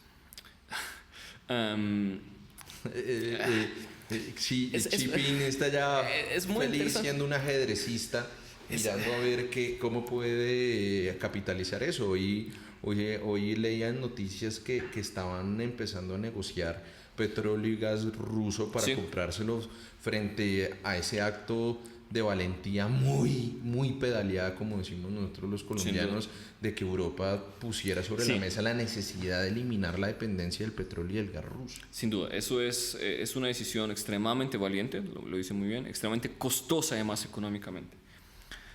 Porque en última nos puede beneficiar a todos, porque va a impulsar el desarrollo de energías renovables de una manera, digamos, inesperada. Pero volviendo al tema de China, efectivamente, al parecer China es el salvavidas de Rusia, ¿no? En el sentido económico al menos. Pero tenemos que tener en cuenta algo, y es que para poder exportar gas y petróleo hay que tener infraestructura. Claro. Con la Unión Europea ya existe hace mucho tiempo. El Nord Stream que pasa por Ucrania. Pero hay muchos más, es decir, casi que, digamos, hay gasoductos que pasan por Ucrania, hay gasoductos que pasan por Bielorrusia, hay gasoductos que pasan por el norte. Es decir, hay una red mucho más compleja que solo Nord Stream. Pero con China no. Claro. Y es el problema, porque existe un oleoducto que se llama como el Poder de Siberia 1, y se está planeando la construcción de otro, que es el Poder de Siberia 2, pero que se puede demorar 5 o 10 años en construirse. Y mientras tanto, entonces, Rusia no tiene simplemente la capacidad de enviar más, porque no hay cómo no hay cómo transportarlo. Entonces, primero el problema de transporte, y segundo, el problema de los negocios, y es que los chinos saben negociar. Entonces, los chinos van a ver a los rusos en una necesidad desesperada. Es decir, los rusos necesitan vender gas, necesitan vender petróleo, porque simplemente están en un problema real, y es, si nadie les compra, tienen que empezar a almacenar. Pero si almacenan, los almacenes se llenan. Y cuando se llenan, tienen que parar la extracción. Y si paran la extracción, reanudarla es extremadamente costoso. Entonces les sale más barato o botarlo o regalarlo casi que parar la extracción. Y ahí es donde van a estar los chinos diciendo, bueno, pues ustedes están ante este problema, nosotros estamos dispuestos a ayudarles a quitárselos de encima. Y el problema a la larga de Rusia, entonces, tendrá que vender el petróleo extremadamente barato, tendrá que casi que regalarlo, y donde renegociar esos contratos será muy difícil en el futuro, porque serán contratos a muy largo plazo y Rusia estará perdiendo dinero constantemente. Como algo muy parecido es lo que pasó con Venezuela y Rusia. Sí, sí, exacto. Digamos, sí, por supuesto. Cuando Venezuela necesitaba hacer algo con lo que estaba produciendo, aparece alguien diciendo, pues nosotros compramos, pero el precio es... Y además usted me garantiza un abastecimiento a 20 años. Sí, una cesión, digamos, de derechos a un tiempo muy largo. Y por último, es curioso lo de China, porque a China no le conviene, curiosamente, lo que está pasando con Rusia. ¿Por qué? Porque China tiene su problema de Taiwán, ¿cierto? Pero China tiene una posición histórica muy, muy particular con Taiwán, y es que Taiwán es China, y por ende lo que pasa en Taiwán tiene que ser resuelto por China, porque es un problema chino. Es decir, ningún tercero debe meterse en un problema doméstico, punto. Lo que está haciendo Rusia con Ucrania es completamente contrario a ese discurso. Totalmente. Y por esa misma razón, aunque hay apoyo chino, el apoyo, si se da cuenta, no es tan abierto 100% todo el tiempo. Lo que China ha dicho es, miren, el responsable aquí es la OTAN, es Occidente y no sé qué. Pero nunca ha dicho Rusia tiene todo el derecho de meterse en Ucrania porque iría en contra de su propio discurso. Entonces el día de mañana llega Estados Unidos e independiza Taiwán diciendo, miren, es que pues, lo que pasó aquí. Exacto, sí, ¿no? Acá llegó el parlamento taiwanés. Exacto, nos pidió ayuda. Y ya nosotros nos metemos, claro, exacto, no, es un precedente. Y más aún cuando ya empiezan, yo creo que Putin de pronto no pudo ver el fenómeno que iba a pasar, por ejemplo, con Finlandia y con Suecia, que son países que están a nada de San Petersburgo, por ejemplo, ¿cierto? Sí. Pero que hoy a raíz de lo que está pasando le dijeron necesitamos hacer parte de la OTAN. Sí, porque... Con algunas características, ¿no? Porque ahí de pronto Putin moduló un poquito y dijo, bueno, pero entonces que no tengan bases militares o que no tengan todo esto, aunque una ministra rusa sí salió a amenazar con consecuencias. Con ataques militares, claro. Pero una cosa es Finlandia y Suecia y otra cosa es Ucrania, ¿no? Sí, 100%. Y sobre todo porque de alguna forma se hizo evidente que la seguridad de Finlandia y Suecia en relación con Rusia dependía de la palabra rusa. Y lo que se demostró en Ucrania es que la palabra rusa no vale nada. No vale nada. Así que no es una garantía de seguridad válida. Y en ese contexto, tanto Finlandia como Suecia necesitan una garantía de seguridad real. Y la garantía de seguridad real solo se le puede otorgar a la OTAN en ese contexto. Por eso es que el presidente de Finlandia dijo, esto que estamos haciendo aquí, pedir la solicitud ante la OTAN es consecuencia de las acciones de Rusia. Es decir, es culpa de Rusia y no de nadie más. Pero sí, efectivamente Putin no lo preveía. Porque ahora, si su preocupación era la presencia de la OTAN en las fronteras rusas, ahora esa frontera se duplica, ahora es 2 veces más grande, entonces se supone que la amenaza sería 2 veces mayor. Y obviamente, digamos, tiene toda razón, es un paso natural para Finlandia y Suecia para garantizar seguridad, solo que no es un paso natural fácil, porque la OTAN, digamos, tiene muchos miembros. El problema es que para que un nuevo miembro entre, tiene que ser aceptado por todos los miembros ya existentes, y ahí aparece Turquía.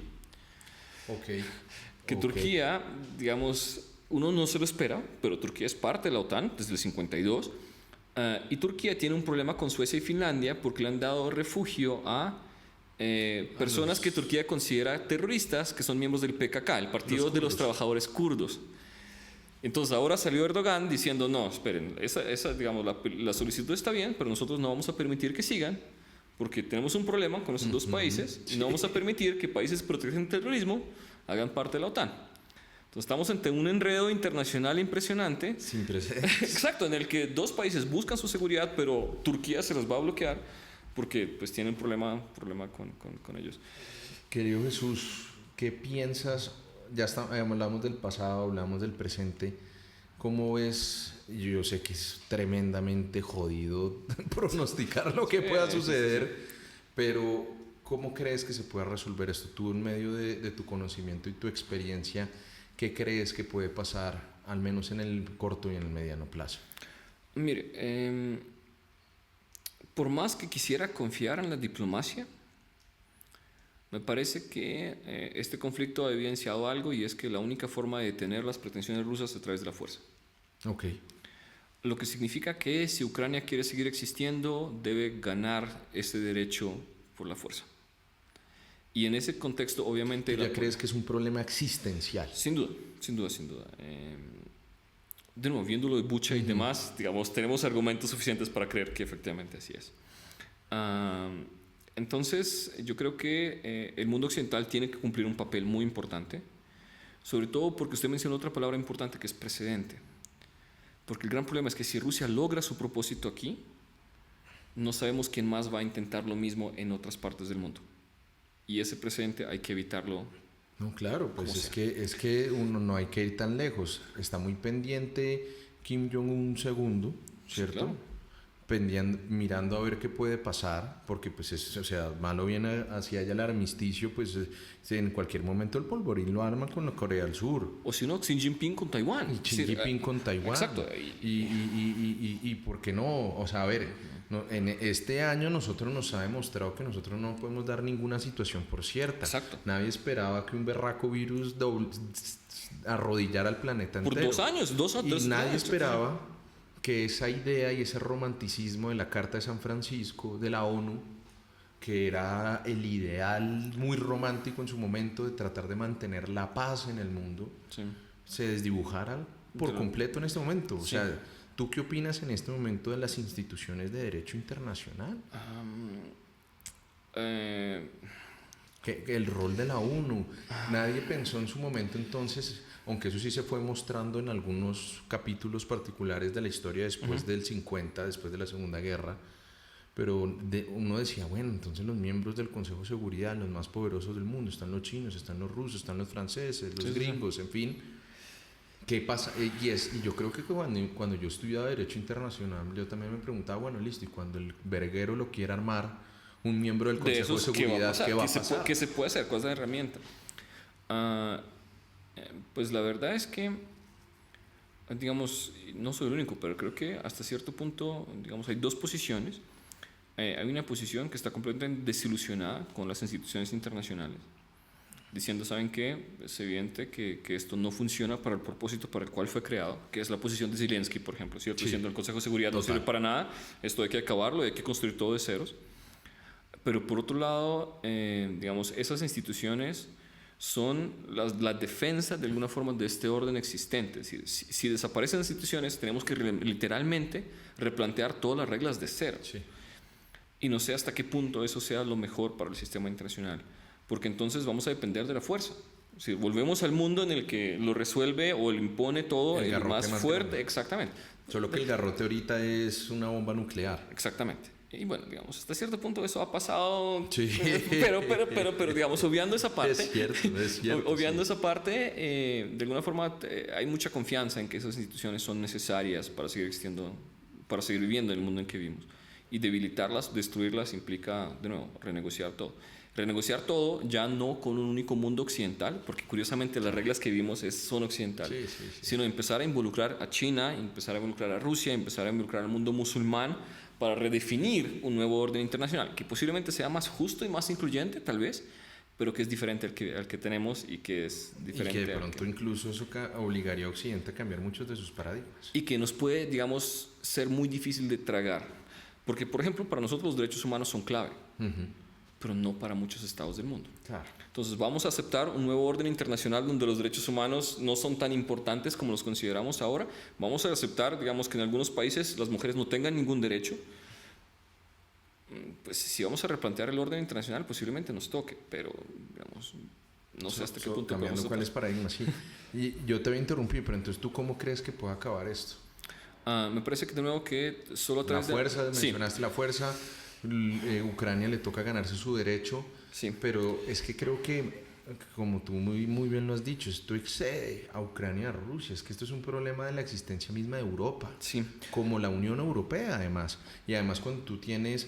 Bueno, pues es que los ingleses son un cuento aparte, y pasó todo, pero entonces tú ya empiezas a ver que el discurso de Marine Le Pen ahorita en las elecciones que fueron muy reñidas en Francia era, oiga, muy parecido a lo que pasó con Inglaterra. Nosotros necesitamos volver a tener soberanía y autodeterminación como franceses. Exacto, pero no solo eso, más allá de eso, donde Marine Le Pen dice, esperen, tal vez Putin no es tan culpable como creemos. Exacto. Y donde en Estados Unidos algunos republicanos van en la misma dirección, diciendo, esperen, como que tal vez Putin no es el único responsable de esta situación y hay que replantearlo.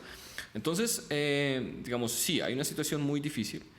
Yo creo que lo de la fuerza es clave, pero de nuevo, la fuerza con un enorme peligro, es decir, el mundo occidental puede ayudar, pero no intervenir directamente, pero sobre todo con un problema final muy grave, y es hasta qué punto Putin está dispuesto a aceptar una derrota militar, o hasta qué punto, por evitarla, incluso está dispuesto a utilizar armas nucleares tácticas, es decir, armas nucleares de corto alcance. Porque ahí están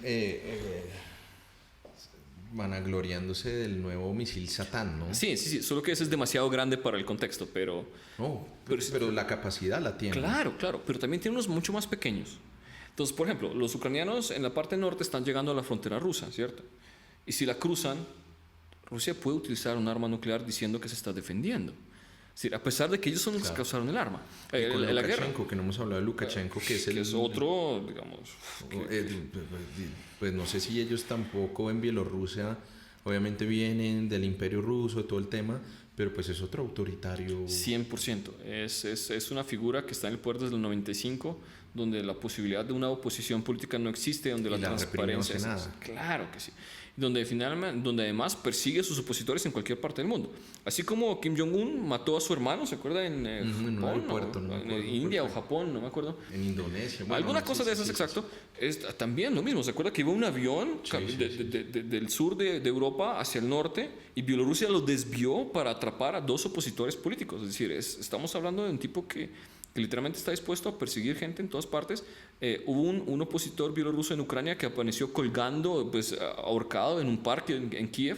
Es decir, digamos, es otra figura que merece su propio capítulo, por supuesto, y que debe ser, digamos, tenido en cuenta en este contexto. Solo que Lukashenko tiene un problema, y es que es un poco menos estable políticamente en este momento, porque hace 2 años más o menos hubieron fuertes protestas en contra de él por la reelección. Entonces, él está tratando de evitar, de alguna forma, digamos, aumentar la tensión dentro de su país. Pero es otro actor internacional que hay que tener en cuenta y del que Ucrania tiene que cuidarse 100%, claro. Querido Jesús, ya terminando, ¿cómo ves el rol de Colombia en esto? ¿Cuál es el rol que tú creerías que debería cumplir? ¿Cómo ves de pronto como el hermetismo político? Obviamente, pues yo la verdad, si te soy sincero, pues después de tratar de ser muy objetivo con el gobierno Duque, una cosita medio que me gustó fue la participación que él tuvo en el Consejo de Seguridad diciendo que no vamos a respaldar acá sí. Lo que hay es una invasión, y creo que de los jefes internacionales ha sido de los pocos que ha condenado, que ha tomado una posición fuerte. Y que le ha puesto las cosas con el nombre que tiene. Sí, sin duda. ¿Cierto? Pero ¿cómo es eso? ¿Cuál crees que debería ser la posición de eventualmente el gobierno que venga? Yo estoy completamente de acuerdo en esa dirección.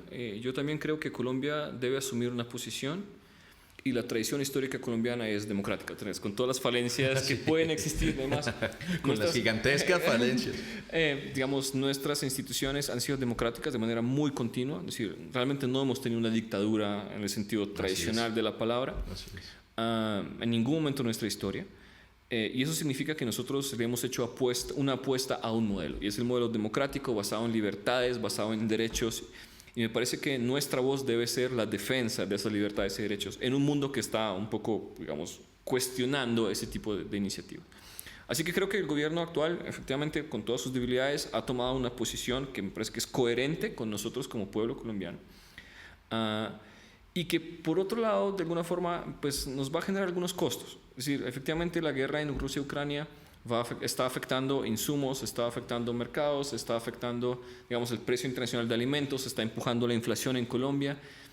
Es algo que, digamos, no podemos evitar, se nos sale de las manos. Pero es algo que pues es parte de este conflicto, y es parte de la responsabilidad que asumimos al asumir una posición. Es decir, esto es las cosas como son. Rusia no es el actor que está al lado correcto de la historia, digamos, es la democracia y la libertad. Nosotros tenemos que defenderla, y pues es el costo que estamos asumiendo de este conflicto, pero pues tendremos que seguirlo asumiendo hasta que ganemos, o hasta que finalmente el mundo occidental se imponga, si es que logra imponerse. Esperemos que logra imponerse. Hombre, Jesús, qué deleite de conversación. De verdad te agradezco mucho por tu tiempo, por tus cosas. De verdad que de una manera muy sincera, pues lamento mucho, naturalmente, porque has tenido personas conocidas en Ucrania, pero espero pues que todo esto se pueda resolver de una manera en la que prevalezca sin duda el pueblo ucraniano ante esta injusticia tan gigantesca. Pues primero, muchas gracias por la invitación, muchas gracias por los deseos. Efectivamente, el hecho de que más de 6 millones de ucranianos tengan que salir del país, es de una población de 42, 45 millones. Es algo que de nuevo, no debería ser aceptable en el mundo en el que vivimos, pero está pasando. Lo importante es que el apoyo siga llegando en forma económica. Y de nuevo, aquí es una recomendación. Ucrania, el gobierno ucraniano tiene cuentas abiertas por si alguien quiere donar a la causa, y finalmente si alguien quiere ayudar, lo puede hacer. Digamos, la idea no es que vayamos a pelear, pues, pero si podemos ayudar de otras maneras, y creo que lo podemos hacer. Entonces, yo creo que, digamos, podríamos ayudar un poco de nuestra parte, efectivamente, para vencer esta injusticia, como usted lo menciona, sobre todo para vencer un crimen, el gran crimen del siglo XXI, que de alguna forma no puede quedar impune, y eso es algo que no podemos olvidar. Y sobre todo, por otro lado, este espacio me parece excelente porque el tema se empieza a perder, ¿no? Es decir, la atención mediática se empieza a perder, la atención de la gente se empieza a perder, pero la situación no ha cambiado. O sea, sigue habiendo una guerra, sigue habiendo una invasión, siguen matando personas todos los días. Crecen los muertos. Exacto, y por más que nos aburramos, tal vez, no podemos olvidar que eso es algo que está pasando y es algo que tenemos que seguir poniendo atención. Muchas gracias, querido Jesús. Muy amable. No, a usted, de verdad, muchas gracias por la invitación. Es un gusto estar aquí. Gracias, querido Jesús.